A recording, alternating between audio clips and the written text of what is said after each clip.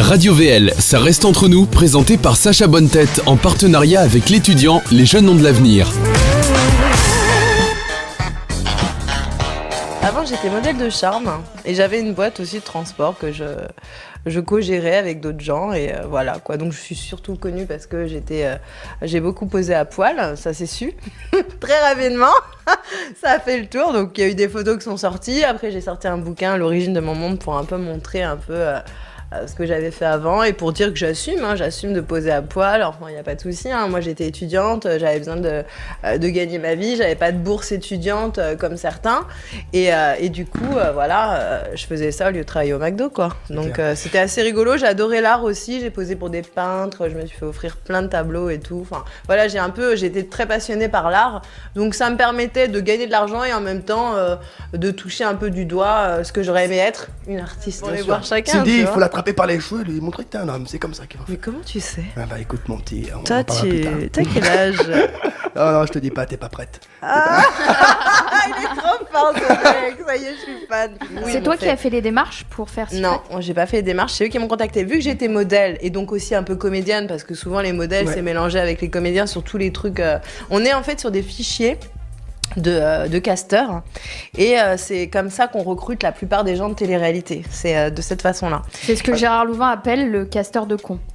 Ah merde! Oui. Quel connard! Excusez-moi.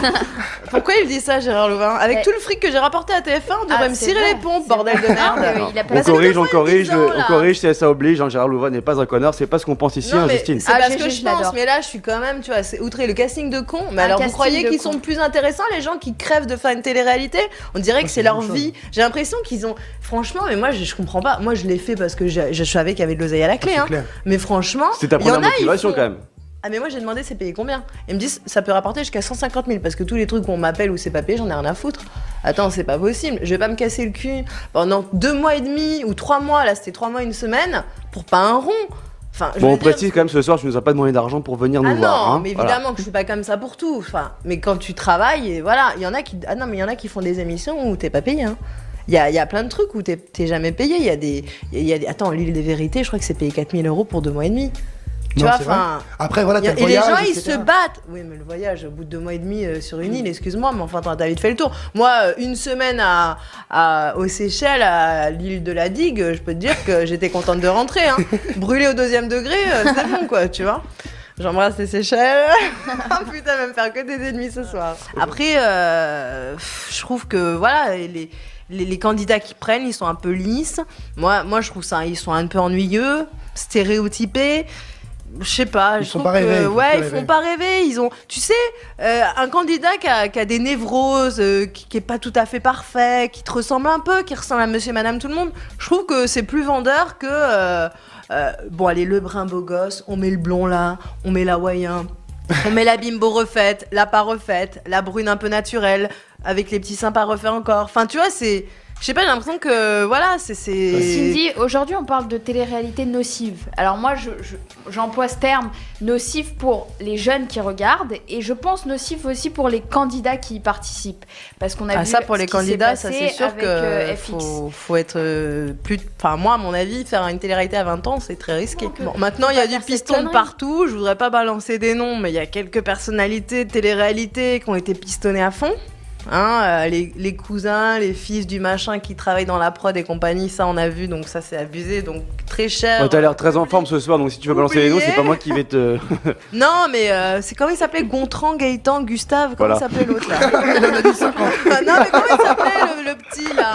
Gauthier, voilà, Gauthier. Bah lui c'est le fils d'une productrice de Chien des Mâles. Donc bon, quand tu vois ça, je veux dire, le mec, il est sans intérêt, on sait même pas s'il est gay, hétéro, enfin on sait pas trop, tu vois, il a pas d'identité vraiment.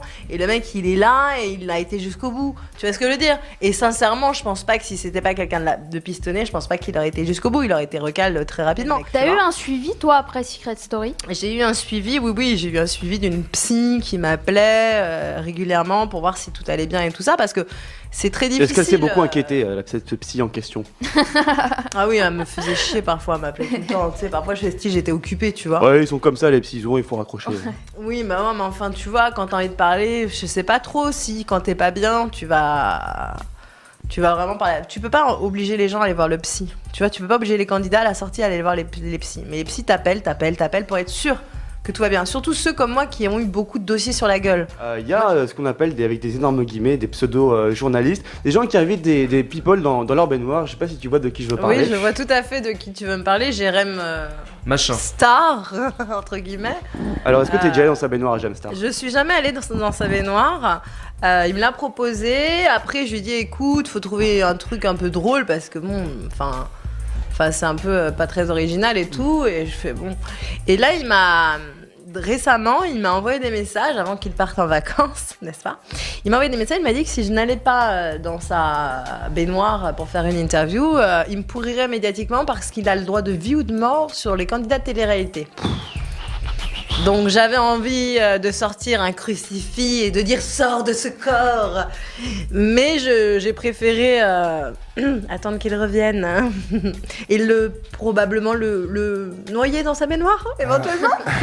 Donc il se prend pour Dieu, le Jérém Star, et du coup il se sent important et il menace les gens. Vraiment, il les menace, il leur dit voilà, je vais te pourrir médiatiquement. Il l'a fait à comment il s'appelle, Guillaume? Ouais, justement, j'allais t'en parler. Guillaume, justement. On l'avait reçu, je l'ai Guillaume, vu d'ailleurs, votre interview, j'ai vu sur le net que. Ouais.